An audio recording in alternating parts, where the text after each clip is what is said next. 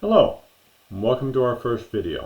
My name is James, and today we're going to discuss card conditioning and how you can tell what condition your card is in. This video is aimed primarily at those that are just getting into collecting or are just starting to sell their cards online.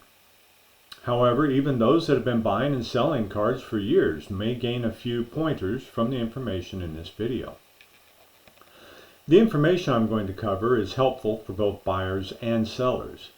For example, when a buyer orders a card, whether that be online or through their local game store, they want to know that they're getting what they paid for and not just assuming that the condition must be as it was advertised. Sellers obviously want to know what the condition is so that they can properly represent the card's actual condition to the buyer, as well as set its price point correctly. For many, this has always been a best guess, and for the most part, it works. However, it breaks down when the seller thinks a card is near mint, and the buyer thinks it's slightly played. As you can guess, this can lead to all sorts of issues. Thankfully, TCG Player has come up with a standard way to determine card condition. I'll post the link down in the description. Using their guidelines, we're going to look at a few cards side by side and see the differences and sometimes the similarities of the various conditions. Real quick note here, this has nothing to do with grading.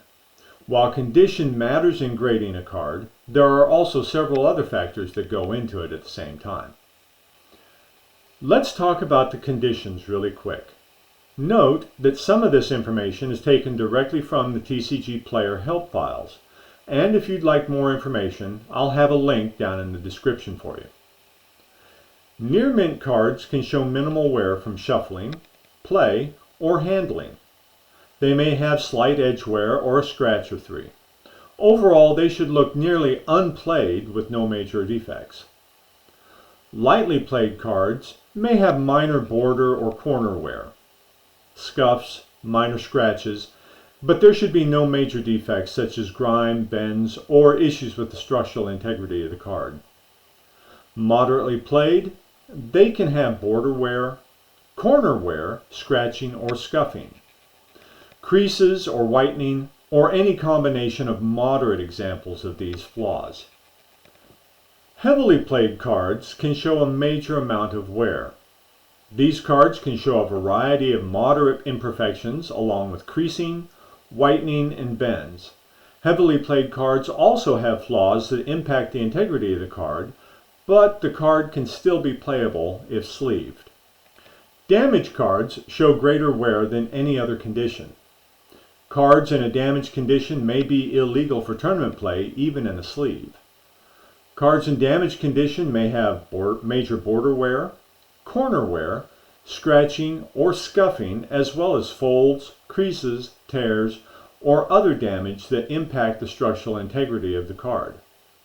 Before we look at the examples, I'd like to ask you to like, subscribe, and hit that notification bell down below so that you can be alerted anytime we release a new video.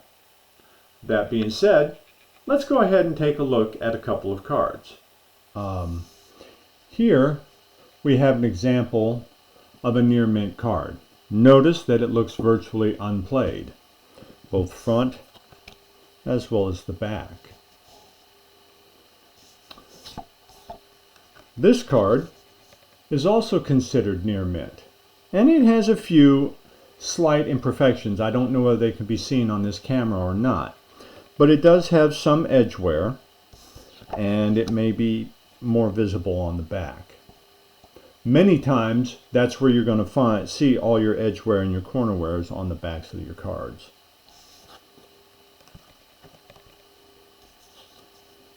This is an example of a lightly played card. It does have some slight edge wear on the side, but it also has some corner wear. In theory, this card may be able to be classified as near mint. However, it's always a good practice that if a card is close to a lower condition to just classify it as such. In this case, in this case as a lightly played card. Here's an example of a moderately played card, and you can see there's much more corner and edge wear on this card. We've got some edge wear down here, and I'm not sure whether that's visible on this camera or not. However, this one is also a moderately played card, and as you can see, it's got some definite edge wear and some definite corner wear, and if we turn it over and look at the back, you can see the corners much better.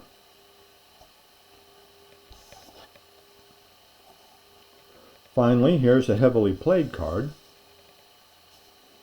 and while it may not look that bad and could possibly pass as moderately played, the corners, however, have quite a bit of wear, and there's a lot of wear on the edges. And if you look at it, you can see there's also some creasing and bending in it. This card has been used quite a bit, but it's still playable, especially sleeved. Now, damaged cards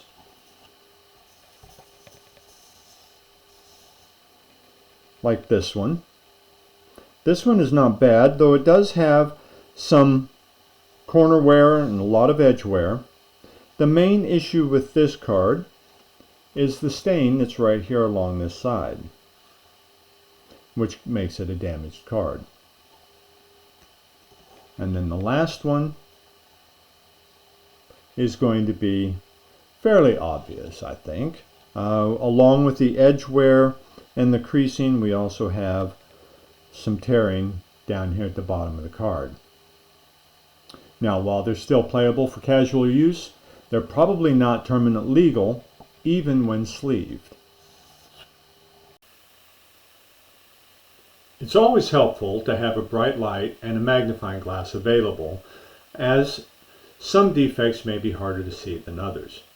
Again, I want to stress that as a seller, it's better to err on the side of caution and downgrade a card's condition than to go through the difficult process of either having to have a card exchanged or go through an actual refund, not to mention the hit that you'll take to your reputation. So that brings us to the end. If you have any questions or comments, I'd love to see them. Like to hear from you, just put them down in the comments below. Just remember to keep it polite. Thank you. Enjoy the rest of your week.